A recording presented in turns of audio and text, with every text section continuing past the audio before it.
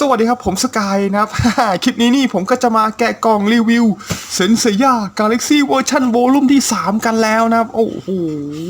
ดูครับโอ้โหแค่กล่องบ็อกอาร์ตนี่ค่ายโบคี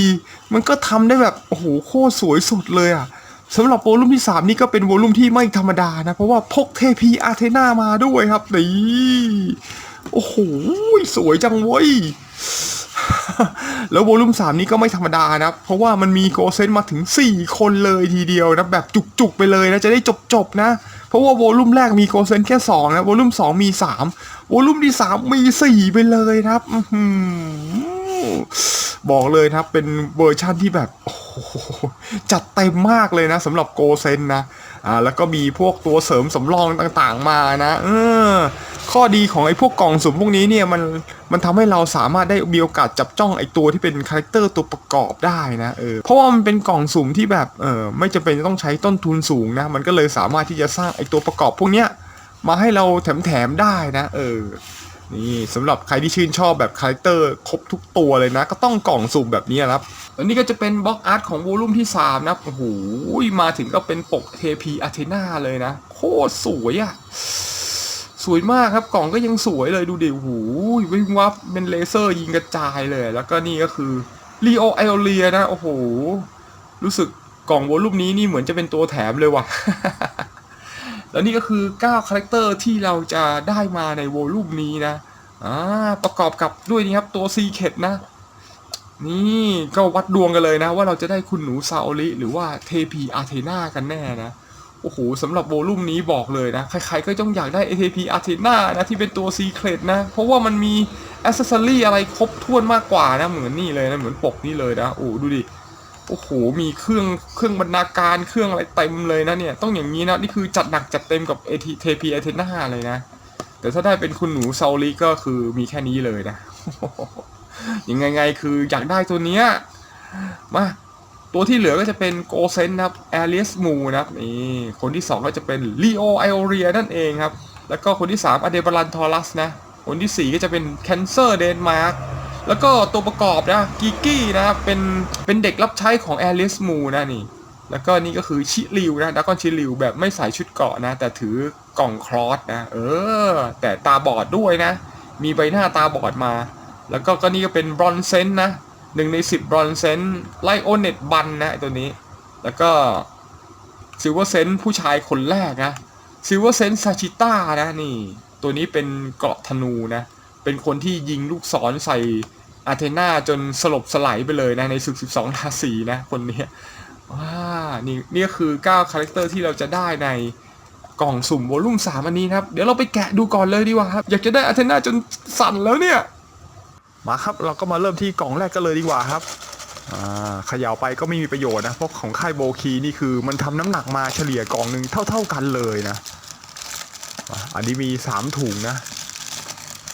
เดี๋ยวขอจากประสบการณ์นะเราก็ต้องหยิบไอ้ตรงที่มันดูเหมือนจะเป็นฐานตั้งนะมันจะมี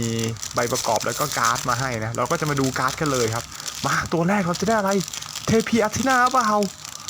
ตัวซีเคทอยากได้ตัวซีเคทมากเลยเฮ้ยโอ้โหเป็นตัวธรรมดานะสีฟ้าอย่างเงี้ยโกเซนทอรัสอันเดบาลันนั่นเองนะครับแล้วนี่ก็คือคู่มือประกอบก็จะเป็นของใครของมันเลยนะอันนี้ถือว่าดีเลยนะโอเคมาแล้วครับสำหรับตัวแรกในโวลุ่มที่3ครับนั่นก็คืออันเดบาลันทอรัสนั่นเองครับที่ผมเปิดได้นะครับไหนมาพร้อมกับการ์ดสีสดสวยเลยนะมาตัวนี้ก็จะเป็นอันเดบาลันทอรัสที่เวอร์ชั่นที่ยังไม่ได้สวมหมวกนะตั้งแต่โวลุ่ม2ขึ้นมาจนถึงโวลุ่ม3เนี่ยพวกเซนเซียเนี่ยมันจะถอดหมวกถอดหน้ากากได้ทุกตัวเลยนะอันนี้คือเป็นกิมมิคที่ดีของในเรื่องเซนเซียนะมันต้องถอดหน้ากากถอดหมวกได้ดิส่วนโวลุ่มแรกนี่มันถอดไม่ได้เลยสักตัวนะ น่าเสียดายนะแต่หลังจากนั้นเขาก็ปรับเปลี่ยนนะโบคีเขาปรับเปลี่ยนให้มันถอดหมวกได้ทุกคนนะนี่ก็ถือว่าเป็นเรื่องที่ดีนะถึงจะมีบางตัวถอดหมวกมาได้สมบูรณ์บ้างไม่สมบูรณ์บ้างแต่ว่าก็ถือว่ายังถอดได้นะเพื่อมาให้โชว์ทรงผมนั่นเองนะครับนี่พอมันโชว์ทรงผมได้เราก็จะได้รู้เลยครับว่าอันเดบาลันทอรัสเนี่ยจริงๆนะผมเขาเนี่ยโคตรยาวเลยนะนี่คือด้านหน้านะทรงผมด้านหน้าเป็นประมาณนี้เลยนะมาดูทรงผมด้านหลังกันครับนี่คือผมของอันเดบาลันทอรัสนะ โอ้โหมันยาวจนติดตูดเลยอ่ะเนี่ยเวลามันใส่หมวกนะไม่ว่าจะเป็นเวอร์ชันมังงะหรืออนิเมะเนี่ยพอมันใส่ปุ๊บเสร็จเนี่ยเราจะไม่เห็นไอ้ทรงผมยาวๆข้างหลังมันเลยนะเนี่ยทำให้ผมยังสงสัยจนถึงทุกวันนี้เลยนะว่าผมยาวของอันเดเบรันเนี่ยมันซ่อนไว้ตรงไหนวะ เวลามันใส่หมวกเนี่ยเนี่ยโคตรตลกเลยอ่ะแล้วนี่ก็จะเป็นลักษณะของอันเดเบรันทอรัสที่ไม่ใส่หมวกนะครับเดี๋ยวเรามาใส่หมวกกันเลยดีกว่าครับเพื่อให้มันครบองค์นะว่าจะได้เป็นโกเซนเต็มตัวทีนะนี่ถอดมาอย่างนี้เลยนะเราจะมาดูกันนะว่ามันใส่หมวก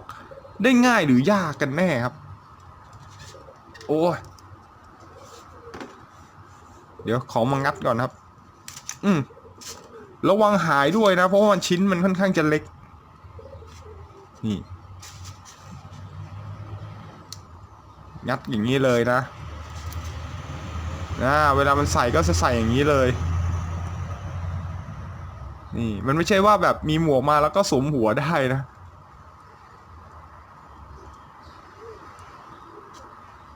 ประกอบเข้าไป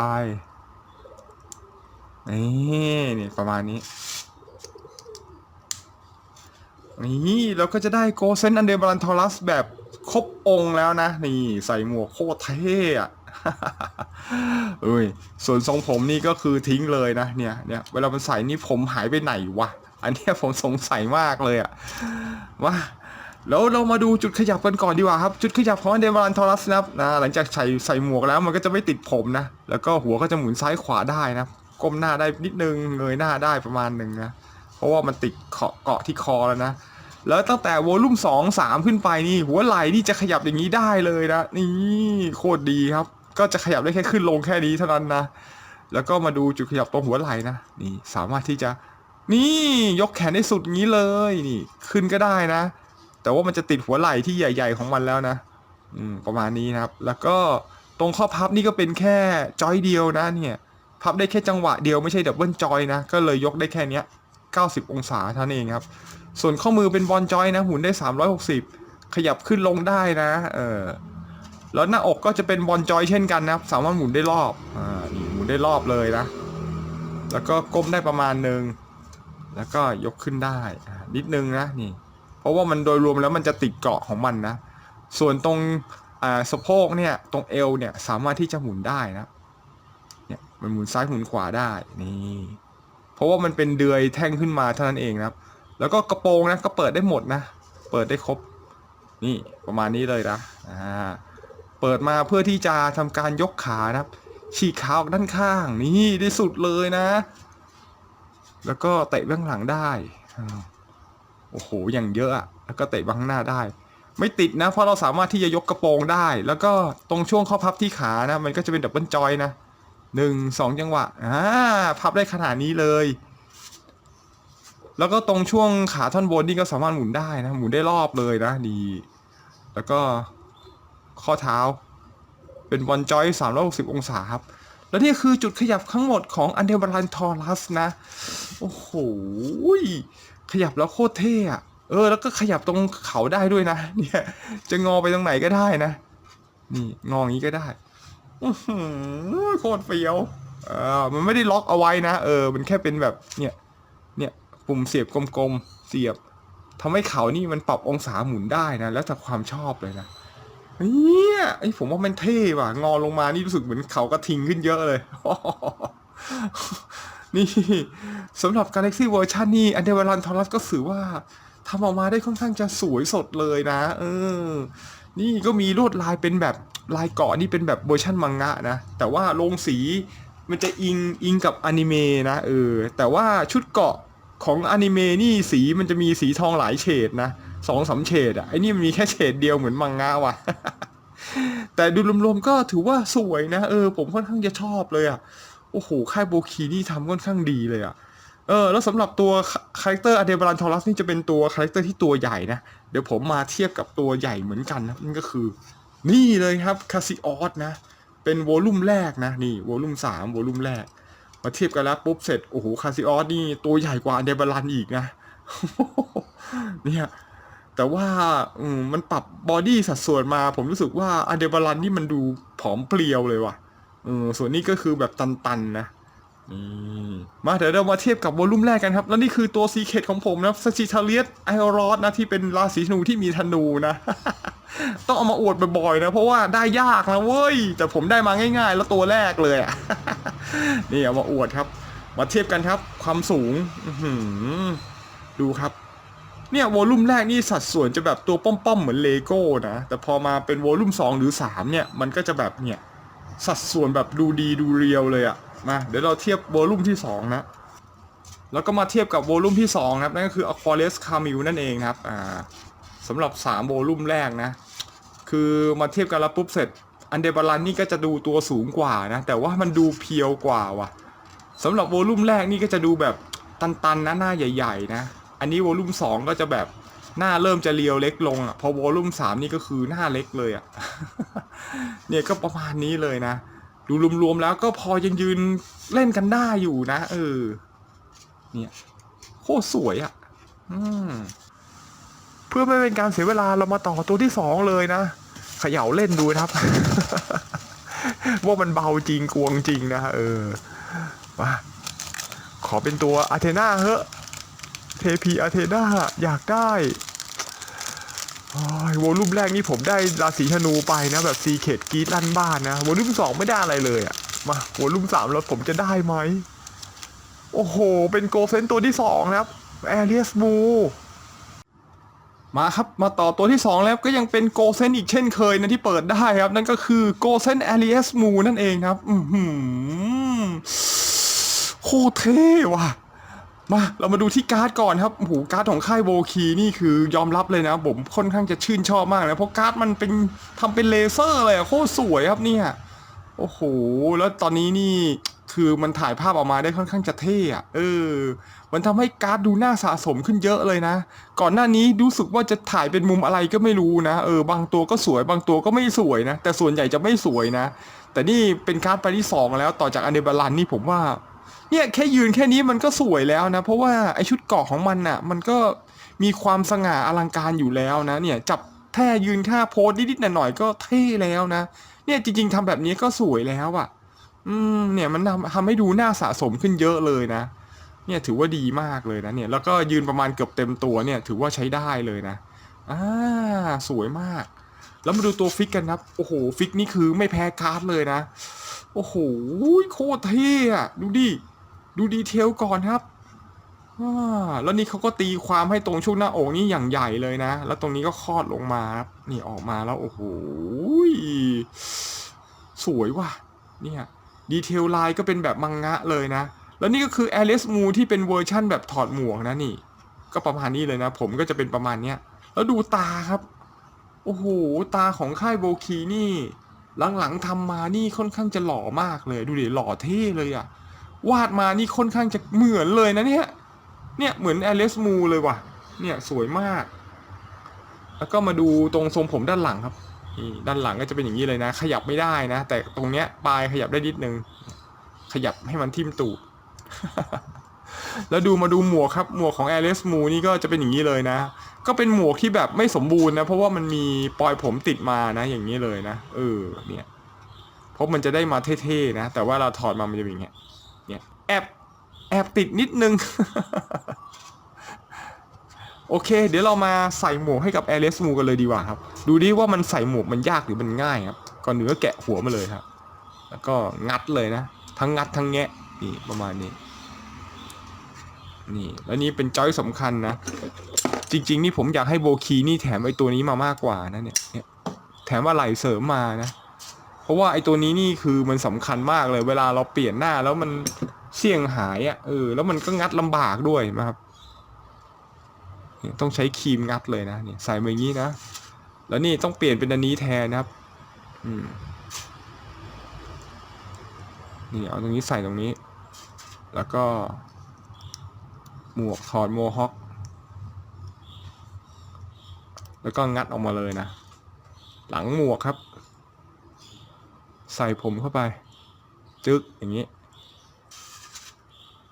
แล้วก็ด้านหน้าปุ๊บแล้วก็โมฮอคเนี่ยผมตรงนี้ต้องงัดมาด้วยนะเนี่ย โบคีนี่น่าจะแถมไอ้ปลอยผมตรงนี้มาด้วยนะเนี่ยเพราะว่ามันต้องสลับใส่เปลี่ยนนะเรือยมันโคตรเล็กเลยอ่ะก็ไม่รู้จะเสี่ยงหักหรือเปล่าเนี่ย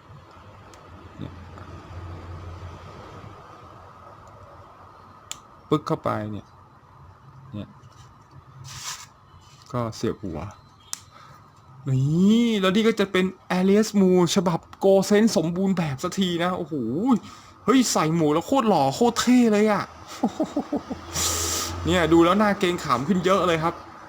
มาแล้วมาดูจุดขยับกันก่อนครับมาเริ่มที่ตรงนี้ก่อนเลยครับนี่เขาแกะนะเขาแกะก็จะเป็นบอลจอยนะสามารถที่จะปิดได้นะนี่ถือว่าดีอยู่เลยนะเพื่อให้หลีกเลี่ยงไม่ให้หัวติดนะหัวก็จะสามารถที่จะหมุนได้นะซ้ายขวาก้มได้นิดนึงเงยขึ้นแทบไม่ได้เลยนะมันก็ติดแล้วได้แค่นี้ มันทำให้รู้สึกว่าเขาแกะนี่ขยับไปก็รู้สึกไม่มีประโยชน์อยู่ดีนะหัวมันก็หมุนได้แค่เนี้ยเนี่ยเขาแกะด้านหลังครับดีเทลเนี่ยหน้าแกะอยู่นี่เลยเนี่ยแล้วส่วนผมนี่ก็คือเวอร์ชั่นของใส่หมวกก็คือจะสามารถขยับผมได้เลยนะเนี่ยแต่เวอร์ชันที่ไม่ใส่หมวกขยับไม่ได้นะมันเป็นแท่งทั้งรุ่นเลยอ่ะแล้วก็ปลอยผมข้างหลังก็เนี่ยลงได้นิดนึงนะเนี่ยยาวถึงตูดเลยนี่ประมาณนี้ครับแล้วมาดูจุดขยับที่หัวไหล่นะหัวไหล่ก็นี่ขึ้นลงได้นะแต่ว่ามันติดไอ้เขาแกะเนี่ยทำให้มันดันลงส่วนหัวไหล่นี่สามารถกางแขนได้สุดเลยนะไม่มีปัญหานะครับแล้วก็สามารถที่จะยกแขนได้นะประมาณนี้นะเพราะว่ามันดูดิเขาก็เบียดหน้าแล้วนะ แล้วก็จุดขยับตรงข้อพับนะนี่ได้แค่90องศานะไม่ใช่ดับเบิลจอยนะมันแค่หมุนได้แค่จังหวะเดียวนะนี่ส่วนข้อมือก็บอลจอยนะยกขึ้นยกลงได้แล้วก็หมุนได้360เลยนะแล้วช่วงหน้าอกนี้ก็เป็นบอลจอยนะสามารถหมุนได้ประมาณนี้นี่หมุนนี่ยกขึ้นยกลงได้ประมาณนี้เองเนี่ยได้แค่นี้ครับส่วนในตรงเอวนี่คือหมุนได้นะนี่หมุนได้เอวช่วงเอวหมุนได้รอบนะแค่นี้นะครับมันหมุนลำบากนะเพราะว่ามันติดไปหมดครับแล้วก็กระโปรงนะสามารถที่จะยกขึ้นได้นี่4มุมเลยแล้วก็พอเปิดกระโปรงแล้วก็นี่เตะฉีกขาด้านข้างโอ้นี่ยกได้ขนาดนี้เลยนะมันเปิดกระโปรงได้ก็เลยไม่ติดนั่นเองครับนี่เตะไปข้างหลังโชว์สเต็ปเลยครับเตะไปข้างหน้าแล้วก็เป็นดับเบิลจอยนะนี่พับได้ขนาดนี้สุดแล้วติดเกาะนะมันติดเกาะแล้วก็ตรงนี้ด้านบนตรงนี้นะครับหมุนได้นะนี่360เลยนะแล้วก็ข้อเท้านะเป็นบอลจอยนะสามารถหมุนได้รอบแล้วนี่คือจุดขยับทั้งหมดของ Alias Mu นะก็มีติดขัดไปค่อนข้างหลายจุดนะเพราะว่ามันเป็นชุดเกาะนะนี่เขาก็ทำได้แค่นี้นะสำหรับมินิแอคชั่นฟิกเกอร์นะก็ถือว่าก็ได้เยอะแล้วนะเนี่ยโอ้โหดูรวมๆแล้วผมว่ามันก็ขยับเล่นได้สนุกนะโอ้โหโคตรเท่อะผมว่านะยิ่งทำยิ่งสวยว่ะถึงแม้ว่าจุดขยับอาจจะดูติดขัดไปบ้างนะแต่ดูรวมๆแล้วผมว่ามันแค่นี้ก็โอเคแล้วนะโอ้โหดูสวยดูเท่แล้วว่ะเนี่ยอย่างแจ่มมากล่องที่3เอาตัวนี้ดีกว่ามันต้องออกได้แล้วว่ะเทเปียเทน่าเดี๋ยวนี้มันมี3ซองเหมือนกันหมดเลยนะมาต้องเป็นเทเปียเทน่ามันต้องออกลุ้นไว้เทเปียเทน่าโอ้โหดูท่าจะเป็นโกเซนอีกแล้วเหรอวะใครวะแคนเซิลเดนมาร์กเฮ้ยจับได้โกเซนติดกันลวดเลยว่ะมาครับผมนี่โคตรมือดีเลยนะจับโกเซนได้3คนติดกันเลยนะ มาครับกับแคนเซิลเดนมาร์กนี่เองครับ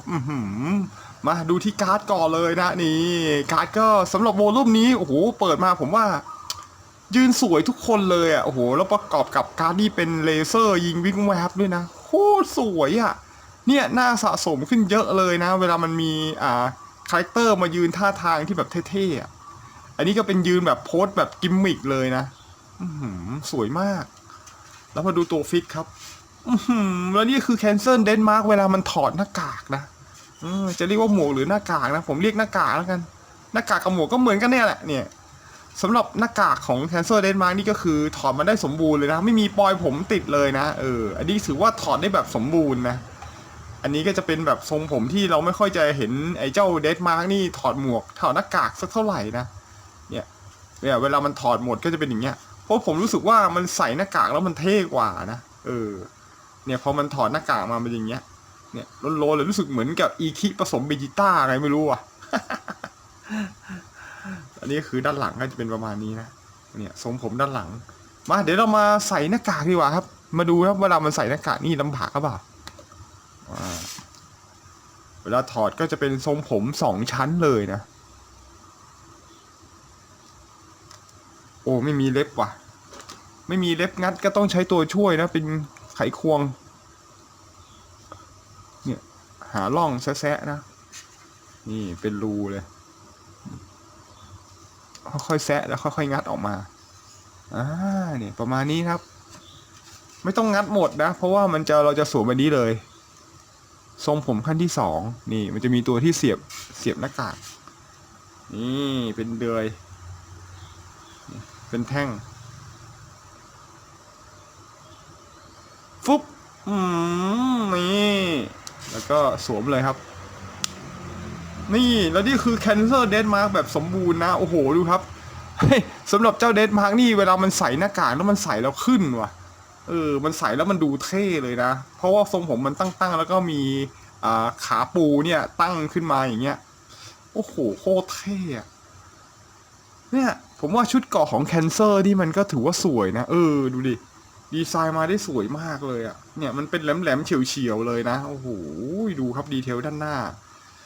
แต่เนื่องจากว่านี่มันเป็นลงสีแบบอนิเมะนะลงสีอนิเมะมันก็ต้องมีสีน้ำเงินแซมๆตรงลายตรงนี้ด้วยเด็กนี่ไม่มีมาเลยนะอันนี้มันแบบเนี่ยทองล้วนเลยว่ะตกลงมึงจะเอาสีอนิเมะหรือสีมังงะกันแน่วะ เนี่ยผมสับสนไอ้ค่ายโบคีหลายครั้งแล้วนะสีมันไม่ค่อยตรงเลยว่ะเนี่ยถ้าอยากจะได้เหมือนอนิเมะนี่ต้องไปเติมสีน้ำเงินตรงลายตรงเกาะหน้านะแต่รวมๆที่เขาทำมานี่โอ้โหสำหรับโวลุ่ม3ผมว่ามันสวยทุกตัวเลยว่ะดูดิหลังจากที่มันปรับเปลี่ยนเป็นแบบสัดส่วนอนาโตมีแบบสมจริงนะมันดูเท่ขึ้นเยอะเลยนะเนี่ยโอ้ยดูดิขนาดแคนเซอร์นี่ยังเท่เลยอ่ะดูหล่อดูเท่เฉยเลยแล้วเนี่ย มาเดี๋ยวเรามาดูจุดขยับก่อนนะครับจุดขยับของ Cancer Denmark นี่ก็นี่หมุนหัวได้โดยรอบนะแต่ว่าขึ้นลงได้นิดนึงนะก้มได้นิดนึงแต่เงยนี่ไม่ได้เลยอ่ะเพราะว่าติดทรงผมตรงเนี้ยนี่ขนาดผมมันสั้นนะส่วนหัวไหล่นี่ก็ขึ้นลงได้นะเป็นธรรมเนียมไปละนี่มันต้องขยับได้เลยอย่างเงี้ยแล้วก็จุดขยับตรงหัวไหล่นะสามารถที่จะยกแขนได้ขนาดนี้เลยแล้วก็ยกขึ้นเนื่องจากว่ามันขยับเกาะไหล่ได้นะมันก็เลยนี่ยกขึ้นได้ระดับหนึ่งนะถือว่าดีนี่แล้วก็ตรงข้อพับตรงนี้นะไม่ใช่ดับเบิลจอยนะแต่ก็ได้ประมาณหนึ่ง90 องศาแล้วก็บอลจอยครับยกขึ้นยกลงได้นิดนึงแล้วก็หมุนได้นี่ข้อมือหมุนได้360เลยแล้วตรงช่วงเกาะหน้าอกนะก็สามารถที่จะหมุนได้โดยรอบเนี่ยยกขึ้นยกลงได้นิดนึงนะเนี่ยส่วนเอวนี่ก็หมุนได้นะนี่ได้แค่ซ้ายกับขวาเท่านั้นนะครับแล้วก็กระโปรงนะก็เปิดได้นิดนึงด้านข้างนี่แล้วก็ด้านหลังพอเปิดเสร็จก็สามารถที่จะฉีกขาได้ครับสุดเลยนะไม่ติดอะไรแล้วก็เตะขาไปข้างหลังได้แล้วก็เตะขามาข้างหน้าได้ดีสุดงี้เลยนะแล้วก็เป็นดับเบิลจอยนะตรงข้อพับนี่ได้อย่างนี้เลยนะติดเกาะแล้วครับประมาณนี้นี่แล้วก็ต้นขาด้านบนนะหมุนได้นี่หมุนได้รอบนะครับแล้วก็บอลจอยโอเคแล้วนี่คือจุดขยับทั้งหมดของ Cancer Denmark นะ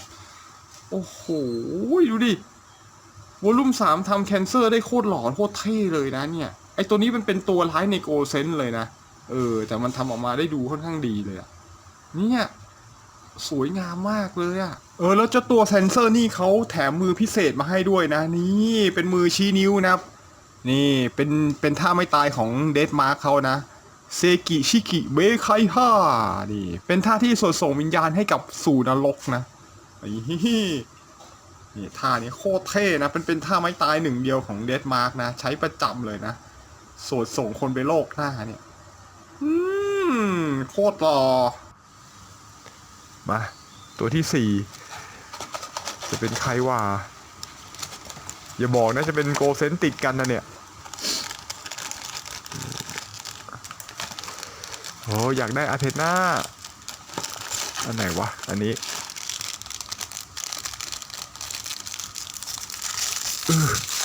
อาเทน่า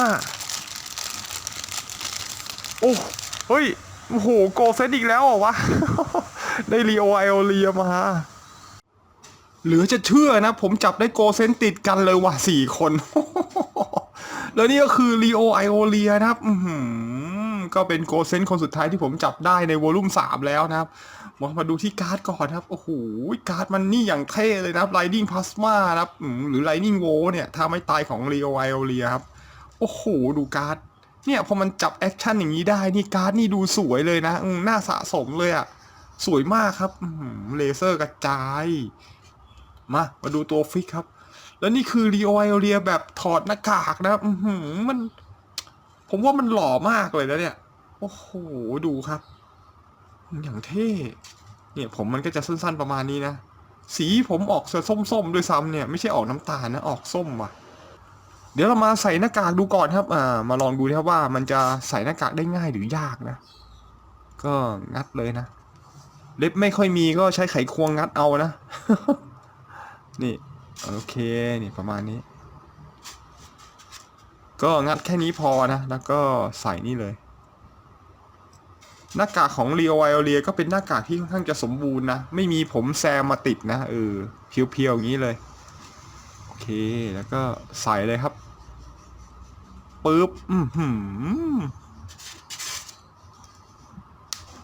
โ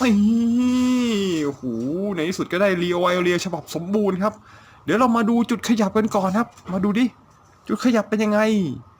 ก็หัวก็หมุนได้โดยรอบเลยนะก้มได้ประมาณนี้เงยได้ก็นิดนึงครับมันติดไปหมดนะ แต่ว่าก็พอขยับซ้ายขวาได้บ้างนะส่วนหัวไหล่ก็ยกขึ้นได้นิดนึงอย่างนี้เลยแล้วก็หัวไหล่นี่ก็สามารถที่จะนี่ยกแขนฉีกได้ขนาดนี้เลยแล้วก็นี่ยกมือได้ติดหัวไหล่นิดนึงนะแต่ว่าก็ได้อยู่นะนี่แล้วก็ข้อพับนะได้แค่จังหวะเดียวนะไม่ใช่ดับเบิลจอยนะก็เลยยกได้แค่90องศานะส่วนข้อมือนี่ก็เป็นบอลจอยนะยกขึ้นยกลงได้นิดนึงแล้วก็หมุนได้โดยรอบประมาณนี้ครับจุดขยับของหน้าอกนะก็นี่หมุนได้รอบนะครับแล้วก็ขึ้นลงได้ประมาณนี้คือมันได้แค่นี้เองครับเนี่ยประมาณนี้เลยแล้วก็จุดขยับที่เอวก็หมุนได้ซ้ายกับขวาเท่านั้นนะอย่างเงี้ยแล้วก็กระโปรงนะก็เปิดได้รอบเปิดได้นิดนึงนะด้านหน้าด้านข้างก็เปิดได้เยอะหน่อยนี่แล้วก็ด้านหลังก็ได้แค่นี้นะแล้วก็สามารถที่จะเตะออกด้านข้างได้ขนาดนี้เลยโอ้โหอย่างสุดแล้วก็ถีบไปข้างหลังโอ้โหอย่างแน่นๆนะของมันใหม่ครับ นี่ครับขึ้นมานี่เตะได้เยอะเลยครับแล้วก็เป็นดับเบิลจอยนะ2 จังหวะนี่พับได้ขนาดนี้เลยแล้วก็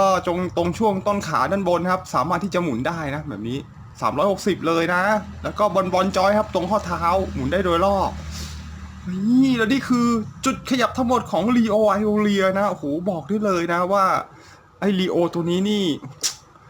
เฮ้ยแม่งหน้าตามันอย่างหล่ออย่างเท่เลยว่ะ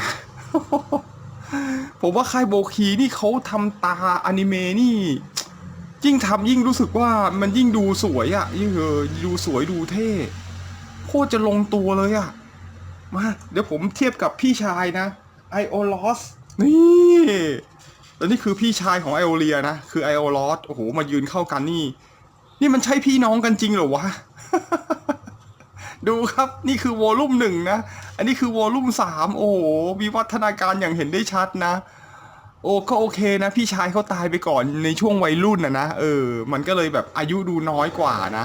อันนี้ก็เลยอายุเลยดูมากกว่าหน่อยนึงมันใช่เหรอวะ คือมันยืนด้วยกันนี่รู้สึกหูมันยืนแทบจะเข้ากันไม่ค่อยได้เลยนะเนี่ยนี่พี่น้องกันนะแต่ว่าดูเผินๆก็โอเคนะคือให้มันดูครบๆจบๆกันไปอะนะ ก็สวยทั้งคู่นะโอ้โหแต่เสียดายจริงๆถ้ามันจะทำรูปแบบนี้ก็ทำรูปแบบนี้เหมือนกันหมดนะมันก็จะโอเคนะปรากฏว่าโวลูมแรกโอ้โหโวลูมแรกนี่คือเหมือนกับมันยืนเทียบไม่ได้กับ2กับ3เลยอ่ะเนี่ยมันเข้าพวกไม่ได้เลยนะนี่ขนาดเป็นตัวซีเครตนะโอ้โหดูดิขัดใจนิดหน่อยตรงที่ค่ายโบคีนี่มันแบบอยู่ดีๆมันก็เปลี่ยนการออกแบบไปซะงั้นเลยอ่ะเนี่ยมันเหมือนกับทิ้งลายเดิมแล้วก็ปรับให้มันดีขึ้นกว่าเดิมหน่อยนึงอ่ะแล้วโวลูมแรกก็เลยเป็นลักษณะอย่างเงี้ยนะดูดิเนี่ยทั้งเตี้ยกว่านิดนึงแล้วก็ทรงก็โอ้โหคนละเรื่องเลยแต่ดูรวมๆแล้วก็ถือว่าคลาสสิกมั้ง มันใช่เหรอวะ แอบดียังไงก็แอบติดใจอยู่อ่ะยังไงก็อยากจะให้มันรีตัวซาจิทาเลียสใหม่เหมือนกันนะ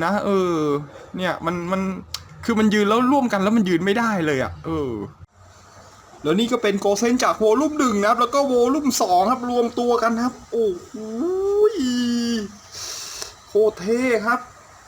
แล้วก็มารวมกันเลยครับกับโกเซนโวลุ่มที่3ไอ้อย่างเท่โอ้โหพอมายืนเรียงรวมกันครับโอ้โหโคตรอลังการงานสร้างอีกแค่3คนก็จะครบ12ราศีแล้วเนี่ยดูครับโคตรอลังอ่ะ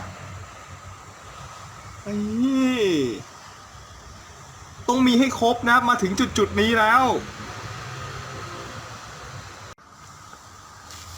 โอ้โหมาถึง4กล่องแรกผมก็ได้โกเซนไปหมดแล้วนะที่เหลือคือตัวประกอบแล้วอ่ะกับตัวซีเคทหรือเปล่า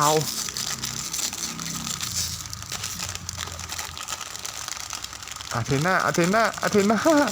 โอ้ยสั่นแล้วเว้ยฟึบใครวะโอ้โหดำหัวดำโอ้โหซิลเวอร์เซนนะครับซาจิต้า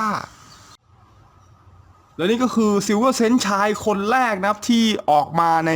Galaxy เวอร์ชันนะครับนั่นก็คือซาจิต้าปาโตเลมีนั่นเองครับในโอ้โหมาดูการ์ดกันก่อนครับการ์ดก็เช่นเคยนะของโบคีนี่ทำได้ค่อนข้างสวยนะเป็นประกายเป็นเลเซอร์เลยอะแล้วกำลังทำท่ากำลังจะยิงลูกศรนะเพราะว่าซาจิต้านี่คือมันเหมือนมาจากกลุ่มดาวธนูนะ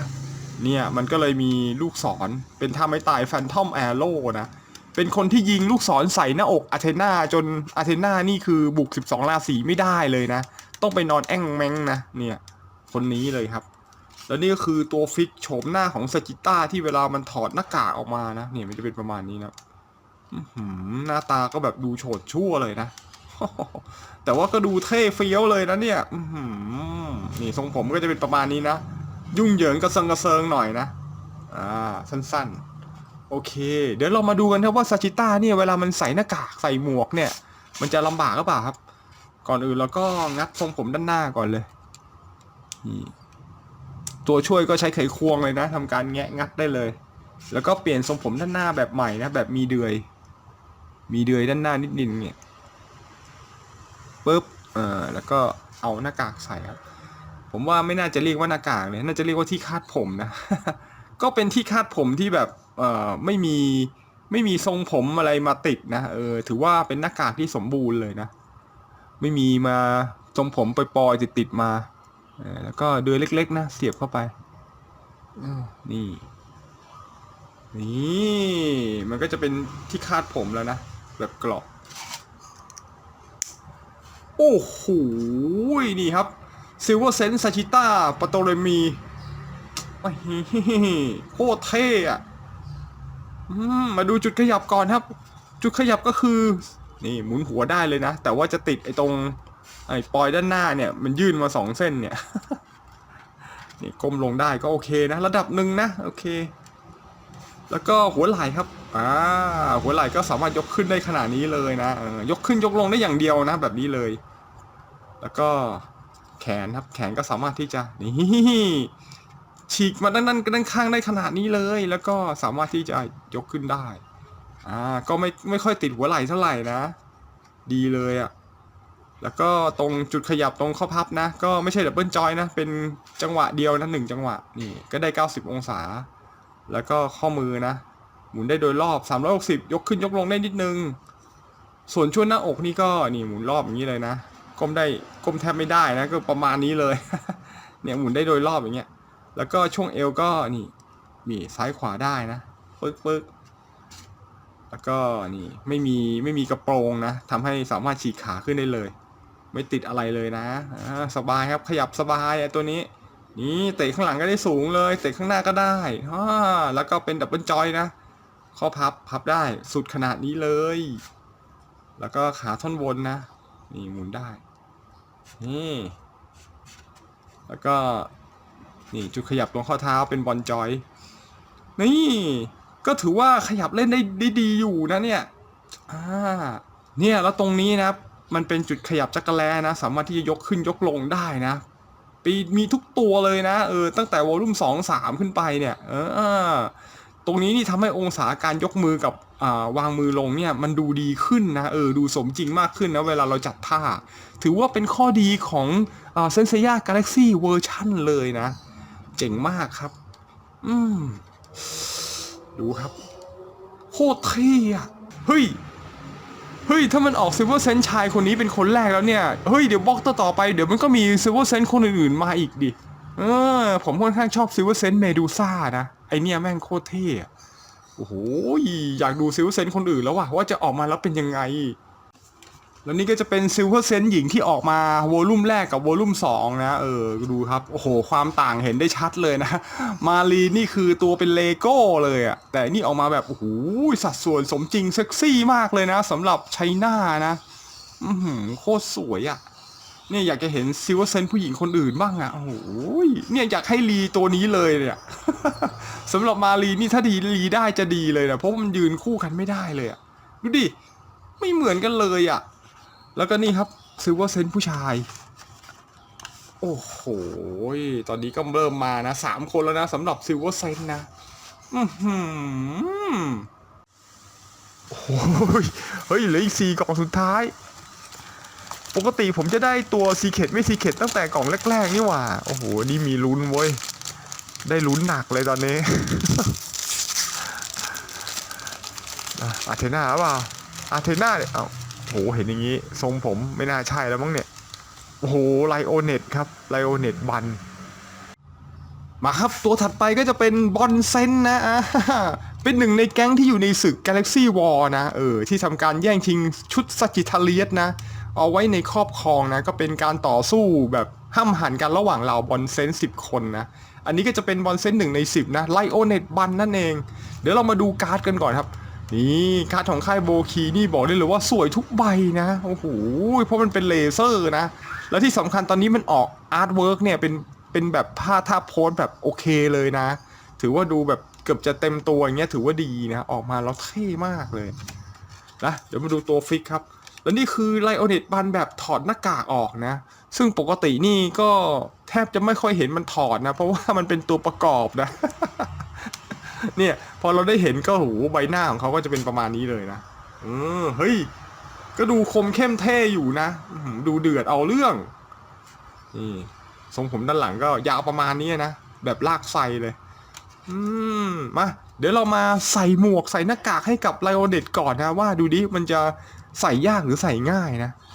นี่ก็แงะได้เลยนะถ้าไม่มีเล็บแงะก็ใช้ไขควงงัดเลยนะครับโอเคดีประมาณนี้นะแล้วก็ทำการใส่หน้ากากใส่ทรงผมก่อนนะทรงผมที่ใส่ก็ต้องเป็นรูแบบเนี้ยโอ้โหต้องระวังหายเลยนะชิ้นมันเล็กมาก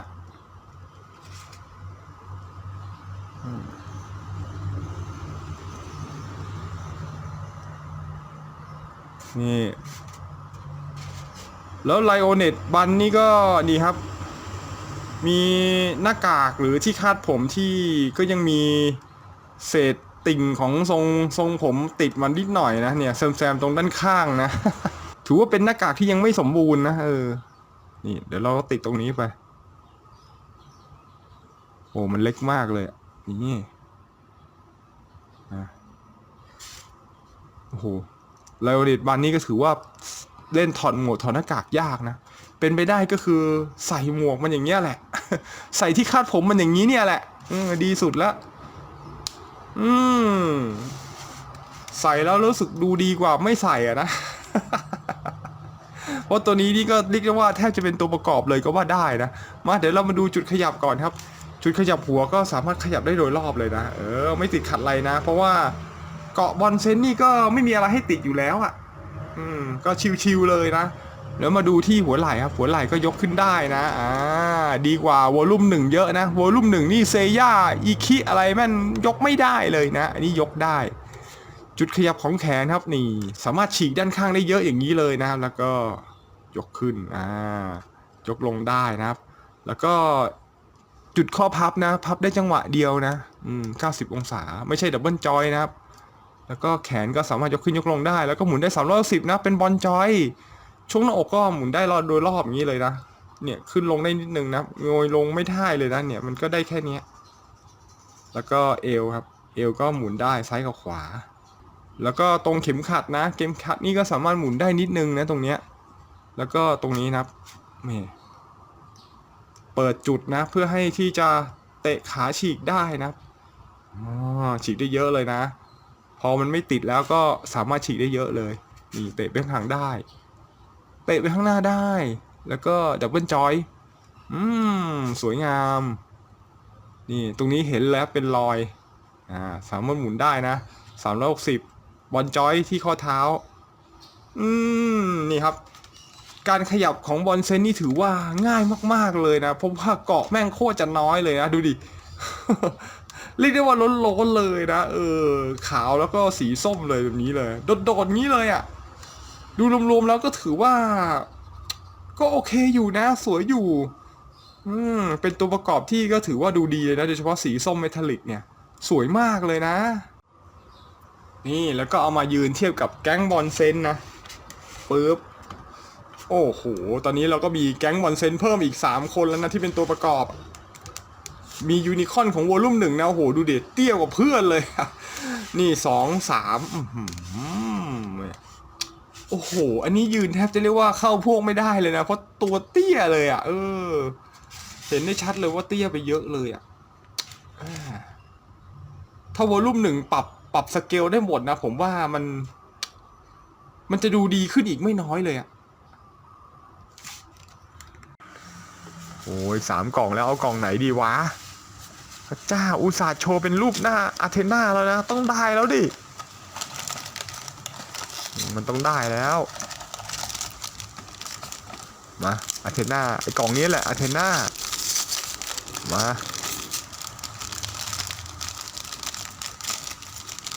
มาดิเอ้าหัวส้มเฮ้ยนี่มันกิกิรุ่นอาเทน่าได้กิกิตัวต่อไปก็จะเป็นเจ้าเด็กน้อยนะจอมยุ่งเลยนะเจ้ากิกินั่นเองครับซึ่งก็เป็นลูกศิษย์ของแอลิสมูเลยนะเดี๋ยวเรามาดูการ์ดกันก่อนครับนี่คือการ์ดของเจ้ากิกินะโอ้โหก็สวยวุ้งวิ้งตามสไตล์ของโบคีเลยนะโบคีนี่คือทำการ์ดค่อนข้างจะสวยมากเลยนะเนี่ยโอ้โหอยากให้กล่องสุ่มของค่ายอื่นทำแบบนี้ได้บ้างสวยมากครับแล้วก็ยืนท่าโพสแบบค่อนข้างจะมั่นใจเหมือนที่เจ้ากิกิมันชอบทำเลยนะ โคตรจะใส่ใจรายละเอียดเลยมาเดี๋ยวเรามาดูตัวฟิตกันก่อนครับแล้วนี่คือฟิตของเจ้ากิกินะซึ่งก็มีลักษณะอนาโตมีที่ไม่เหมือนชาวบ้านเขาครับค่อนข้างจะแตกต่างเลยอะใน Galaxy เวอร์ชันเนี่ยวอลลุ่ม1นี่ก็จะเป็นคาซิออสนะวอลลุ่ม2นี่จะเป็นท่านผู้เฒ่าไรบ้านะวอลลุ่ม3ก็คือเจ้ากิกินี่เองอะ มาเดี๋ยวเรามาดูจุดขยับกันดีกว่าครับจุดขยับก็คือนี่หัวตรงหัวก่อนเลยครับนี่ก็หมุนได้โดยรอบนะไม่มีติดขัดอะไรนะก้มลงได้ขนาดนี้เงยหน้าได้นิดนึงเนี่ยประมาณนี้เองนะจุดขยับค่อนข้างจะน้อยนะแล้วก็ตรงหัวไหล่นะนี่ยกขึ้นก็ได้นี่แค่นี้นะมันติดละแล้วก็สามารถที่จะยกขึ้นยกลงได้หมุนได้รอบเหมือนกันนะนี่แล้วตรงนี้ก็หมุนได้นะตรงข้อช่วงข้อต่ออย่างเนี้ยมันหมุนได้นะซ้ายขวาแล้วก็ไม่ใช่เป็นบอลจอยนะแต่ว่าก็ยกแขนได้90องศาแบบนี้ส่วนมือก็เป็นบอลจอยนะนี่หมุนได้รอบช่วงเอวนี่หมุนได้อย่างนี้เลยนะซ้ายขวาแต่ขึ้นลงไม่ได้มันเป็นท่อนเดียวอย่างนี้เลยส่วนขาก็นี่ยกขึ้นยกลงไม่ได้นะเพราะว่าติดตรงเนี้ยติดตรงผ้าเนี่ยเสื้อมันอะที่ยืด มันแข็งโป๊กนะก็คือขยับได้แค่นี้แหละเนี่ยฉีกได้แค่นี้แล้วก็พับได้นะวินจังหวะเดียวนะไม่ใช่ดับเบิลจอยจังหวะเดียวส่วนขาก็เป็นวันจอยนะก็พอหมุนได้อยู่บ้างนะนี่คือจุดขยับทั้งหมดของเจ้ากิกินะซึ่งก็ถือว่าแบบได้หน่อยนึงอะนะมาครับเดี๋ยวลองเอามาเทียบกันดูนะระหว่างกิกิลูกศิษย์กับอาจารย์นะนี่ผมมีความรู้สึกว่าเจ้ากิกินี่จะหัวใหญ่กว่าเยอะเลยนะ มันเหมือนไม่ค่อยถูกสเกลกันเลยอ่ะเนี่ยอันนี้กิกินี่น่าจะมายืนควบคู่กับแชมเปี้ยนคลาสนะ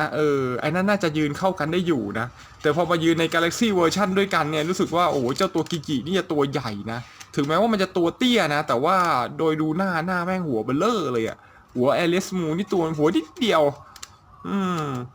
ผมว่าไอ้เวอร์ชั่นตัวประหลาดพวกนี้เนี่ยมันน่าจะแบบเอาไปยืนคู่กับแชมเปี้ยนคลาสมากกว่านี่ผมให้ดูอีกตัวหนึ่งนะกับนี่ครับนี่คือตัวเวอร์ชั่นที่สัดส่วนประหลาดของวอลลุ่ม2นะนั่นคือไรบ้าท่านผู้เฒ่าไรบ้าโดโกเนี่ยดูครับโอ้โหนี่หัวมันสเกลยืนได้กับกิกิเลยนะเนี่ยไอ้พวกนี้เนี่ยต้องมายืนคู่กับแชมเปี้ยนคลาสนะถึงจะดูแล้วเข้ากันนะและนี่ก็คือตัวประหลาดนะของวอลลุ่ม1ก็คือคาซิออสนะเนี่ยไอคาซิออสนี่ยังพอยืนคู่กับไอพวกแอลิสมูได้นะแต่2ตัวนี้เนี่ยมันเหมือนกับหน้าตามันเนี่ยมันเจ้าหัวใหญ่กว่าไอพวก Galaxy เวอร์ชั่นปกตินะก็อย่างว่าเนื่องจากว่ามันเป็นตัวเล็กมั้งมันก็เลยแบบทำให้แบบหน้าตามันดูหัวใหญ่หน่อยอ่ะก็ดูดีนะ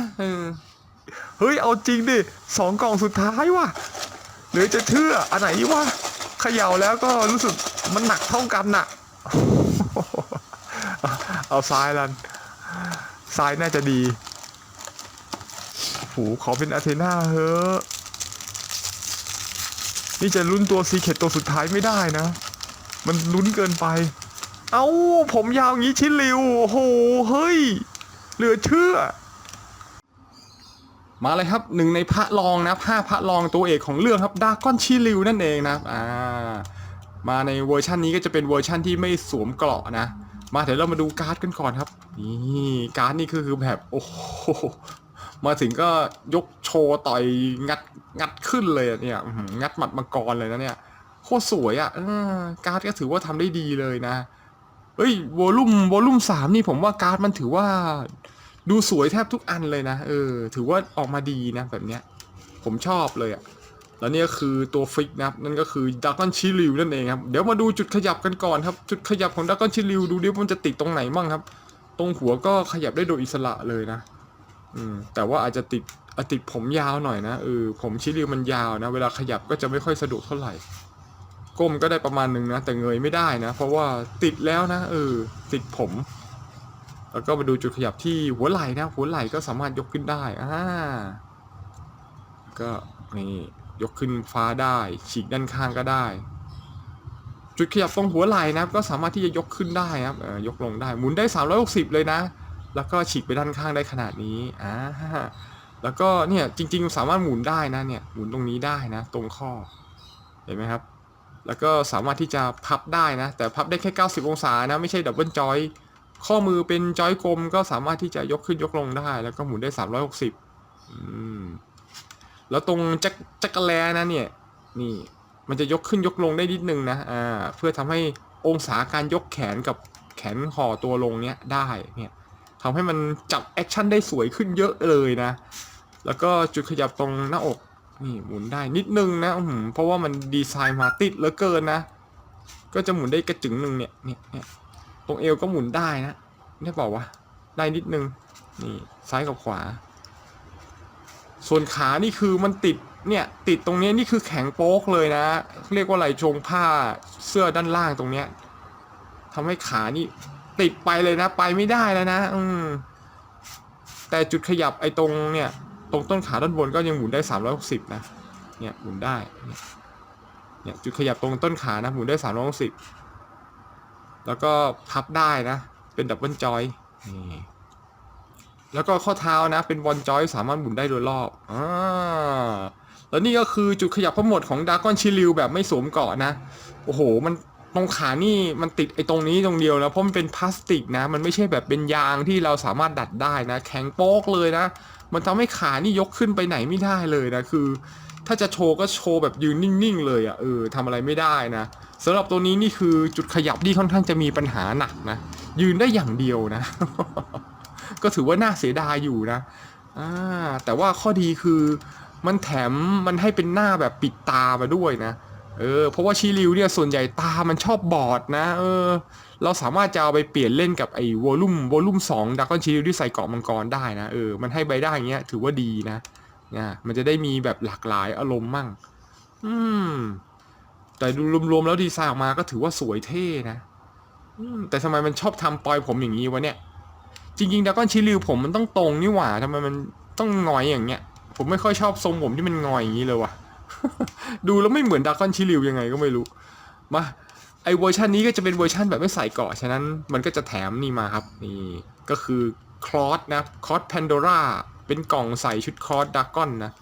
นี่ลวดลายก็เป็นมังกรโคตรสวยนะตอนนี้นี่ผมก็มีนี่กล่องคอสเพกาซัสนะนี่แล้วก็คอสดราก้อนแล้วก็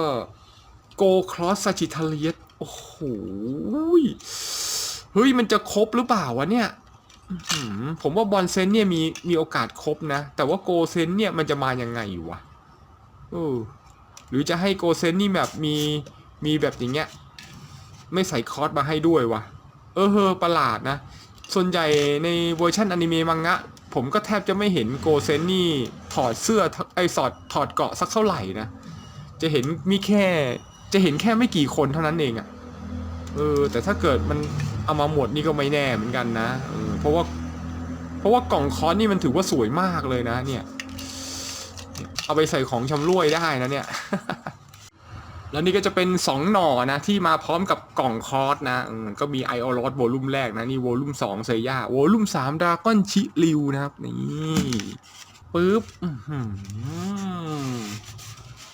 โอ้โหเห็นได้ชัดเลยนะว่าไอออรอสนี่ไม่เข้าพวกเลยอะเพราะว่าตัวโคตรเตี้ย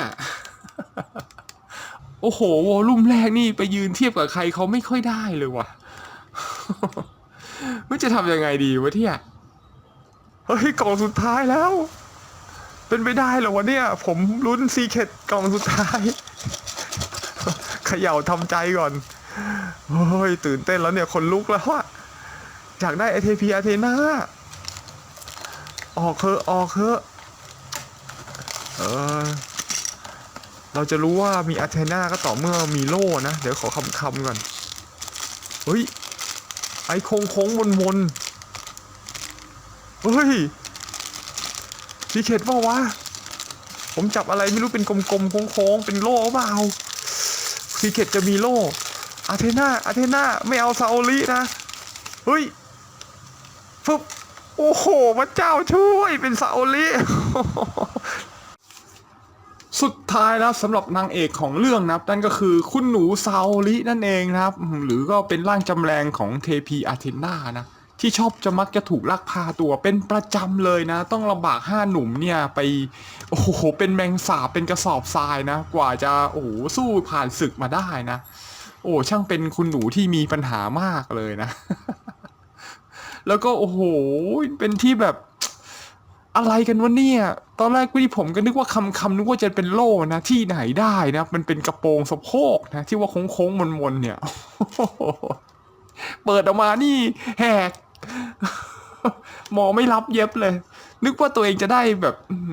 สเปเชียลเป็นตัวซีเคร็ตซะอีกนะโอ้โหต้อนรับปีใหม่เลยนะโอ้ที่ไหนได้กลายเป็นคุณหนูซาโอรินะแทนที่จะเป็นเทพีอาเทนา ช่างมันครับเราต้องเดินไปข้างหน้านะครับเรามาดูการ์ดกันก่อนนะครับโอ้โหการ์ดนี่ก็แบบว่าสวยนะครับนี่โอ้โหแต่ถ้าเป็นอาเทนานี่น่าจะสวยยิ่งกว่านี้นะ อันนี้ก็แบบเป็นคุณหนูซาโอริแบบแบมือนะเนี่ยแบบมากอดสักทีนะปลอบใจนะที่ไม่ได้ซีเคร็ต โอ้ยยิ่งพูดยิ่งเศร้ามาเราดูตัวฟิกกันก่อนครับนี่ก็เป็นฟิกของอาเทนาก็จะมาแบบนี้เลยนะโอ้ที่สำคัญคือ สวยเลยว่ะเนี่ยหน้าตาเขาเพ้นมาดีเลยนะเนี่ยทำออกมาดีเลยนะสำหรับวอลลุ่ม3นะวอลลุ่ม3นี่ผมว่ามันทำออกมาได้สวยทุกตัวเลยว่ะเนี่ยมันเป็นการพัฒนาแบบนิดนึงนะจากวอลลุ่ม2นะอย่าก้าวกระโดดเกินนะเดี๋ยวมันจะแบบยืนกันด้วยกันไม่ได้นะเหมือนวอลลุ่ม1นี่ยุ่งเลยนะแต่สำหรับตัวผู้หญิงนี่ถือว่าทำได้สวยมากเลยนะนี่ดูทรงผมของอาเทน่าก่อนโอ้โหเนี่ยยาวขนาดนี้เลยมาเดี๋ยวเรามาตรวจสอบจุดขยับกันดีกว่าครับว่ามันจะขยับอะไรได้บ้างนะมันจะขยับอะไรได้หรือเปล่าเนี่ย มาเริ่มที่ส่วนหัวก่อนเลยครับนี่หัวก็หมุนซ้ายหมุนขวาได้นะแต่ก้มเงยอะไรไม่ได้เลยนะติดผมไม่หมดนะได้แต่จะหันซ้ายหันขวาเนี่ยเป็นเบสิกนะ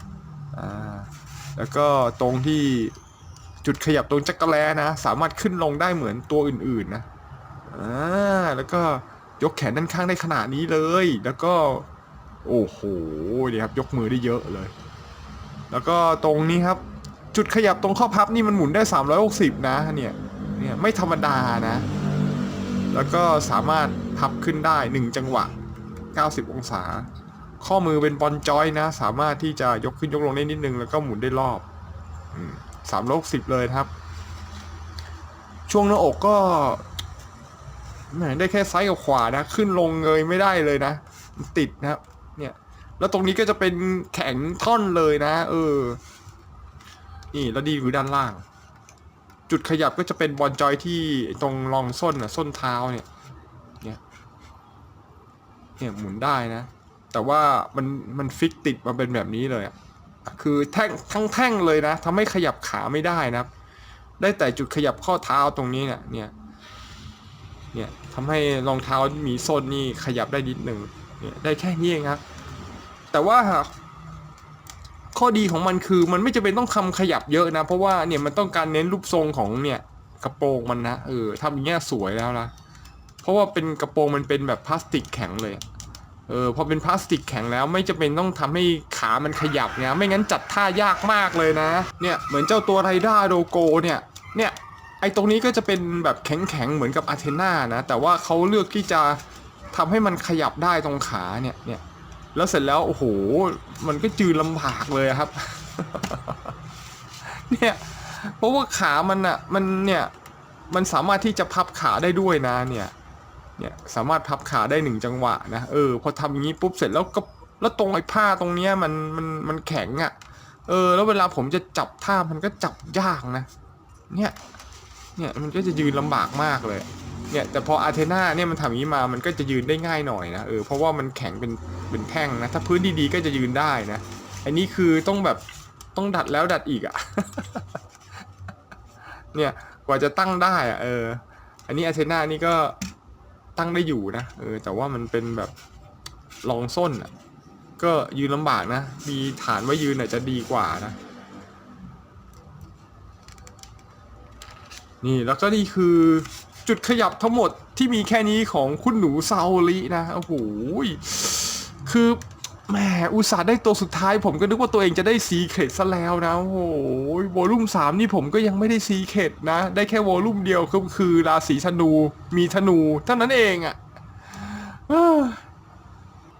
มาครับมาลองเอาคุณหนูซาโอริที่เป็นร่างจำแรงของเทพีอาเทนามายืนคู่เรียงรายไปท่ามกลางกับเหล่าโกเซนทั้ง12นะจริงๆก็มีโกเซน9คนอยู่นะยังไม่ครบ12นี่มายืนเรียงกันแล้วโอ้โหโคตรอลังการว่ะเสียอยู่อย่างเดียวครับแม่ที่ผมได้มานี่ไม่ใช่ตัวสีเขตเป็นแค่คุณหนูซาโอริร่างจำแรงยังไม่ใช่เป็นเทพีอาเทนาโดยสมบูรณ์โอ้โหชักอยากจะได้เทพีอาเทนาแล้วว่ะทำไงดีวะเนี่ย โอ้โหโคตรสวย